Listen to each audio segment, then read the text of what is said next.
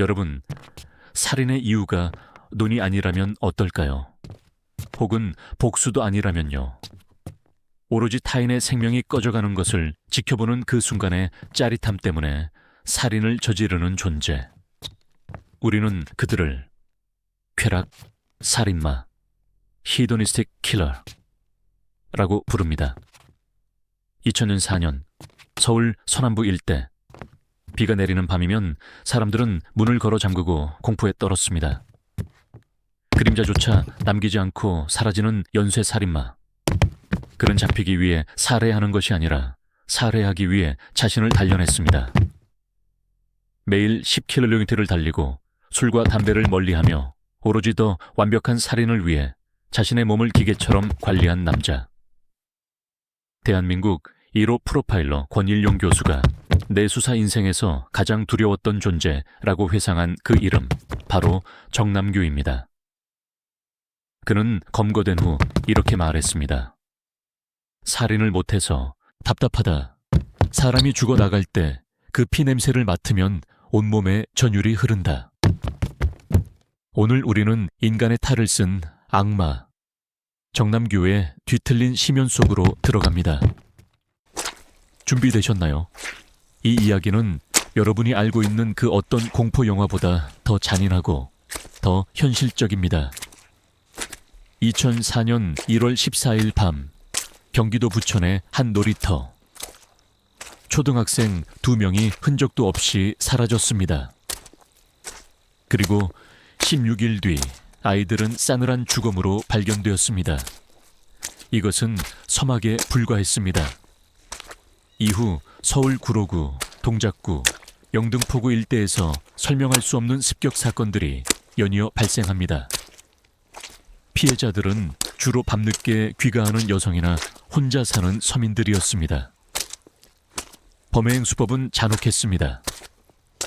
등 뒤에서 소리 없이 나타나 둔기로 머리를 내려치거나 흉기로 수십 차례 찌르는 방식. 하지만 이상한 점이 있었습니다. 금품은 거의 사라지지 않았습니다. 당시 경찰은 혼란에 빠졌습니다. 도대체 목적이 무엇인가? 원한도 아니고 돈도 아닙니다. 범인은 현장에 그 어떤 지문도 머리카락도 남기지 않았습니다. 그는 철저했습니다. 수사망을 비웃기라도 하듯 해 경찰이 순찰을 강화하면 다른 지역으로 이동해 범행을 저질렀습니다. 그는 당시 보도되는 뉴스들을 수집하며 경찰의 수사 기법을 공부하고 있었습니다. 정남규가 일반적인 살인마와 궤를 달리하는 지점은 바로 그의 기괴한 성실함 일에 있습니다. 그는 범죄를 저지르기 전 자신의 체력을 최상으로 유지하기 위해 매일 산과 들을 달렸습니다. 경찰에게 쫓길 때 따돌리기 위해서였습니다. 실제로 그는 검거 직전 담을 넘고 수백 미터를 전력 질주하며 경찰과 추격전을 벌였습니다. 더욱 소름 끼치는 사실은 그가 사용한 신발입니다. 그는 자신의 발 사이즈보다 훨씬 작은 운동화를 신고 범행을 저질렀습니다. 족적 발자국을 남겨 수사에 혼선을 주기 위함이었습니다. 그는 범행 도구 또한 신중하게 골랐습니다. 칼보다 둔기를 선호했는데 그 이유는 피해자가 고통스러워하며 죽어가는 반응이 더 직접적으로 전달되기 때문이라는 인간 이하의 이유였습니다. 정남규가 마침내 검거되었을 때 그는 모든 죄를 자백했습니다. 하지만 그것은 반성이 아니었습니다. 자신의 성과를 자랑하고 싶어 하는 광기에 가까웠습니다. 권일용 프로파일러가 취조실에서 그와 마주 앉았을 때 방 안의 공기는 순식간에 차갑게 식었습니다. 정남규는 권 교수를 바라보며 천진난만하게 웃으며 말했습니다. 교수님, 내가 사람을 죽일 때 어떤 느낌이었는지 궁금하시죠? 그는 살인을 묘사할 때 마치 첫사랑을 이야기하는 소년처럼 눈을 빛냈습니다. 그는 피해자들의 마지막 순간을 하나하나 기억하고 있었고 그 고통을 즐기고 있었습니다. 권일용 교수는 훗날 매체에서 이렇게 말했습니다. 정남규는 악의 결정체 그 자체였다. 그와 대화하는 것만으로도 영혼이 오염되는 기분이 들었다. 2009년 11월 21일 정남규는 교도소 안에서 스스로 목숨을 끊었습니다. 많은 사람은 그가 죄책감 때문에 자살했다고 생각했습니다. 하지만 진실은 달랐습니다.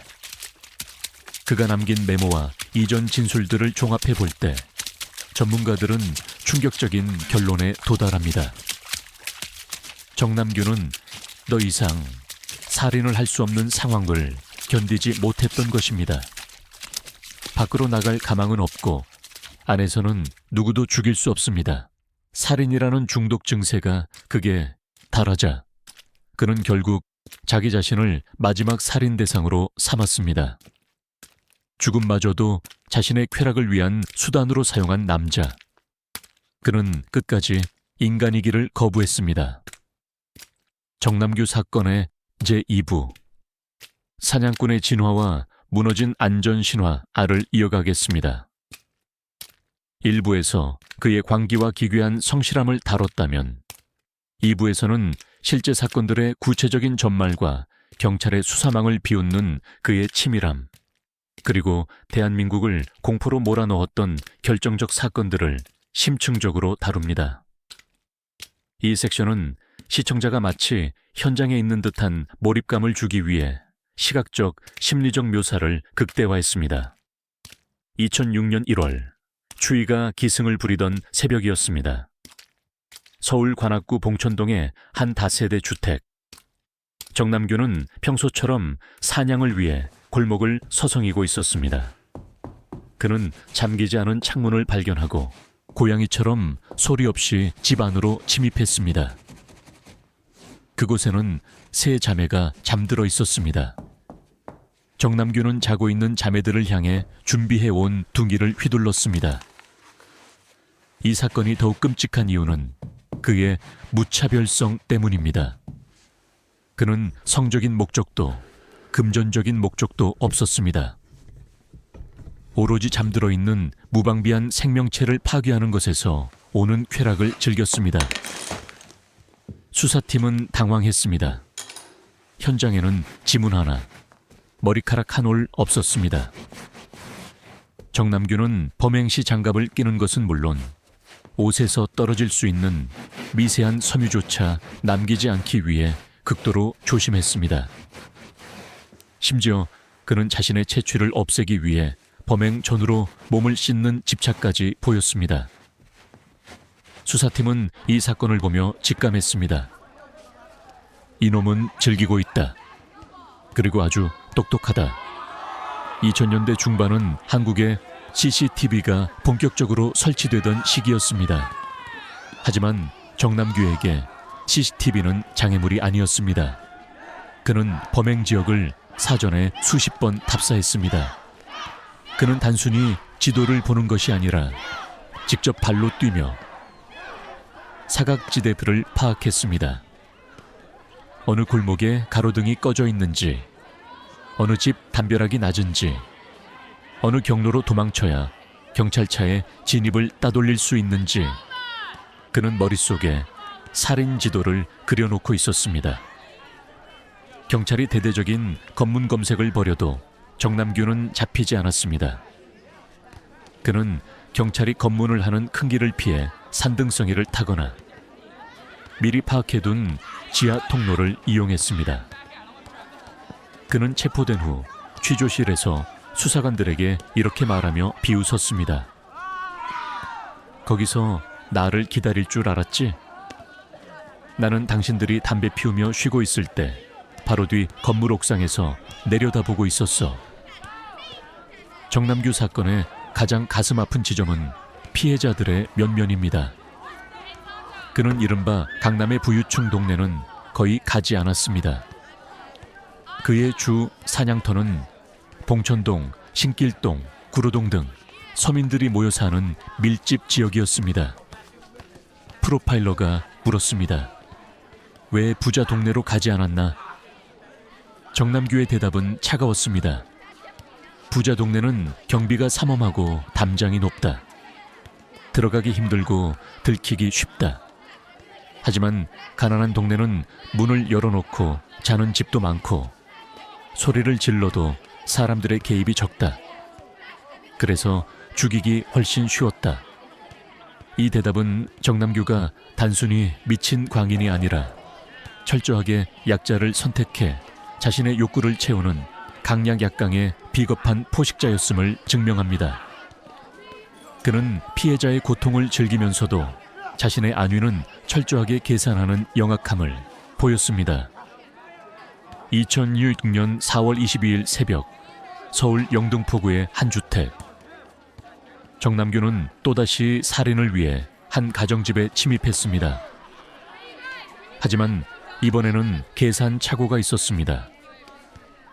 그 집에는 건장한 청년과 그의 아버지가 살고 있었습니다. 정남규가 둔기를 휘두르려는 찰나 잠에서 깬 피해자의 가족이 강력하게 저항하기 시작했습니다. 평소 약자만을 노렸던 정남규는 예상치 못한 방역에 당황했습니다. 격렬한 몸싸움 끝에 정남규는 집 밖으로 도망쳤지만 피해자의 아버지는 끝까지 그를 추격했습니다. 결국 인근 파출소 경찰관들과 합세하여 정남규를 제압하는 데 성공했습니다. 체포되는 순간에도 그는 괴성을 지르며 저항했습니다.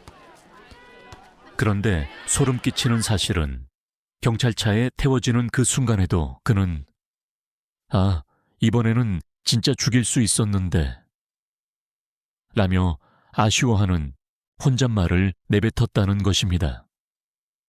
경찰서로 압송된 정남규는 처음에는 범행을 부인했습니다. 하지만 프로파일러 권일용이 투입되자 기류가 바뀌었습니다. 권 교수는 그를 몰아서는 대신 그의 전문성을 인정해주는 전략을 썼습니다. 남규 씨, 당신은 유영철과는 급이 다르군요. 당신이 훨씬 더 정교합니다. 이 한마디에 정남규의 자존심이 폭발했습니다. 그는 유영철을 라이벌로 생각하고 있었습니다.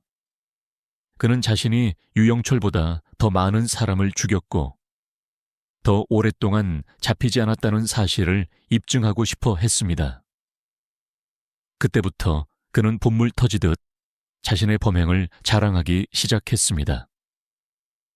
경찰이 미처 알지 못했던 미제 사건들까지 하나하나 위치와 수법을 정확히 진술했습니다. 정남규의 재판은 평범한 재판이 아니었습니다. 보통의 흉악범들은 법정에서 고개를 숙이거나 눈물을 흘리며 가명을 호소합니다. 하지만 정남규는 방청석에 앉은 피해자 유가족들을 빤히 응시하며 비웃음을 지었습니다. 가장 충격적인 순간은 그가 판사에게 내뱉은 한마디였습니다. 판사님, 나를 빨리 사형시켜 주십시오. 지금 내 안에서는 살인 충동이 멈추지 않습니다. 나를 가둬두기만 한다면 나는 언젠가 반드시 나가서 더 많은 사람을 죽일 것입니다. 그는 자신의 범죄를 반성하기는커녕 마치 자신의 살인 행위가 중단된 것에 대해 사회에 복수라도 하듯 당당하게 사형을 요구했습니다. 그는 법정에서도 사람을 죽일 때의 그 짜릿함을 잊을 수 없다고 진술하며 사법체계 자체를 조롱했습니다. 사형 선고를 받고 수감된 정남규. 하지만 담장 안에서도 그의 광기는 사라지지 않았습니다. 전문가들은 그가 수감 기간 동안 극심한 살인, 금단 현상천에 시달렸다고 분석합니다. 보통 알코올이나 마약 중독자가 물질을 끊었을 때 겪는 고통을 정남규는 살인을 하지 못하는 상황에서 겪었습니다. 그는 교도소 안에서도 끊임없이 운동하며 체력을 길렀습니다. 누구를 죽이기 위해서였을까요? 아니면 언제든 탈옥하여 다시 사냥을 시작하기 위해서였을까요? 그는 면회를 온 프로파일러에게 이런 말을 남겼습니다. 요즘 자꾸 살인하고 싶어서 미치겠다. 담배를 못 끊는 것보다 사람을 못 죽이는 게 훨씬 더 괴롭다. 이 진술은 정남규가 단순히 성격이 나쁜 범죄자가 아니라 뇌 구조 자체가 살인이라는 행위에 완전히 중독된 괴물이었음을 보여주는 결정적 대목입니다. 2009년 11월 21일 새벽, 정남규는 자신의 독방에서 스스로 목숨을 끊으려 시도한 채 발견되었습니다. 병원으로 옮겨졌으나 결국 숨졌습니다. 사람들은 질문했습니다. 그 악독한 놈이 왜 갑자기 자살했을까? 뒤늦게 반성이라도 한 걸까? 하지만 프로파일러 권일용 교수의 분석은 전 세계를 경악게 했습니다. 정남규는 반성해서 죽은 것이 아니었습니다. 정남규에게 살인은 일종의 식사나 호흡과 같았다. 하지만 교도소라는 폐쇄된 공간에서는 더 이상 살해할 대상 타인이 없었다. 그는 결국 참을 수 없는 살인 충동을 해소하기 위해 자신을 마지막 제물로 삼아 살인이라는 행위를 완결시킨 것이다. 즉, 그의 자살은 회개나 도피가 아니라 자기 자신을 살해함으로써 얻는 마지막 쾌락이었을 가능성이 큽니다. 그는 끝까지 자신의 손으로 생명을 앗아가는 행위를 멈추지 않았던 것입니다. 정남규 사건은 대한민국 수사 역사에 지울 수 없는 상처를 남겼지만 동시에 큰 변화를 가져왔습니다.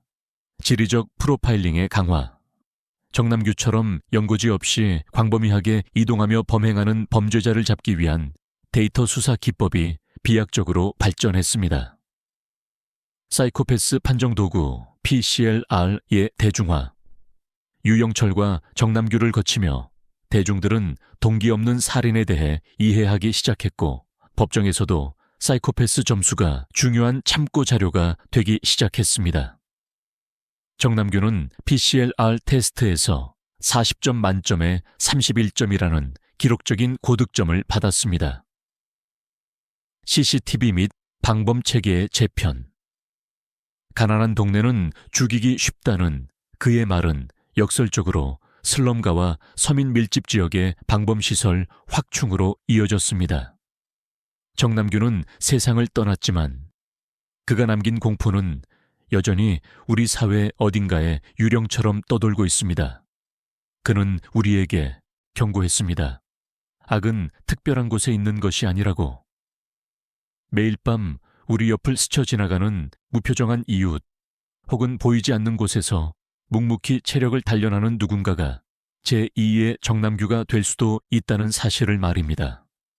그가 마지막 순간 느꼈을 감정은 후회였을까요? 아니면 자신이 목표로 했던 살인 숫자를 채우지 못한 아쉬움이었을까요? 살인을 못해서 답답하다다운 그의 마지막 목소리를 기억하며 우리는 다시는 이런 비극이 반복되지 않도록 악의 징후를 감시해야 할 것입니다. 정남규 연쇄살인 사건. 그는 죽었지만 그가 던진 질문은 여전히 우리 곁에 남았습니다. 정남규가 검거된 후 많은 심리학자와 뇌과학자들은 그의 머릿속을 궁금해했습니다. 일반적인 사람이라면 살인을 저지를 때 극심한 스트레스와 공포 혹은 거부감을 느낍니다. 하지만 정남규는 살인을 할 때 오히려 도파민이 폭발하며 평온함을 느꼈습니다. 전문가들의 분석에 따르면 정남규와 같은 순수 사이코패스들은 타인의 고통을 인지하는 공감의 회로 슈옹츠가 끊어져 있습니다. 그는 피해자가 살려달라고 빌 때 그것을 슬픈 상황으로 받아들이는 것이 아니라 사냥감이 내는 흥미로운 소리로 인식했습니다.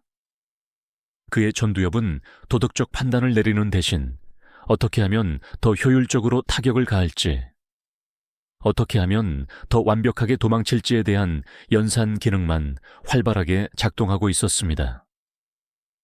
정남규의 광기는 하늘에서 갑자기 떨어진 것이 아닙니다.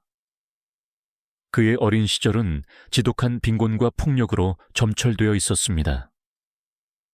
그는 어린 시절 동네 형들에게 성추행을 당하거나 집단 따돌림을 겪은 경험이 있었고, 이는 그에게 세상은 강자가 약자를 유린하는 곳이라는 비뚤어진 가치관을 심어주었습니다. 하지만 수사관들은 경고합니다. 불우한 환경이 살인의 면죄부가 될 수는 없다. 수많은 사람이 불우한 환경에서 자라지만 정남규처럼 쾌락을 위해 이웃을 도살하는 길을 택하지는 않기 때문입니다. 정남규는 자신의 상처를 치유하는 대신 그 상처를 타인에게 전가하며 괴물로 진화하는 길을 스스로 선택했습니다. 그는 사회에 대한 복수를 넘어 살인 그 자체를 자신의 존재 증명으로 삼았습니다. 취조 과정에서 있었던 일입니다. 수사관이 정남규에게 피해자의 사진을 보여주며 추궁할 때였습니다. 보통의 범죄자들은 고개를 돌리거나 사진을 치우라고 화를 냅니다. 하지만 정남규는 사진을 집어들고는 아주 자세히 들여다보았습니다. 그리고는 마치 그리운 친구를 만난 듯 나지막이 읊조렸습니다. 아, 이때 참 좋았는데. 이 친구가 마지막에 눈을 동그랗게 떴거든요. 그 표정이 아직도 생생해요.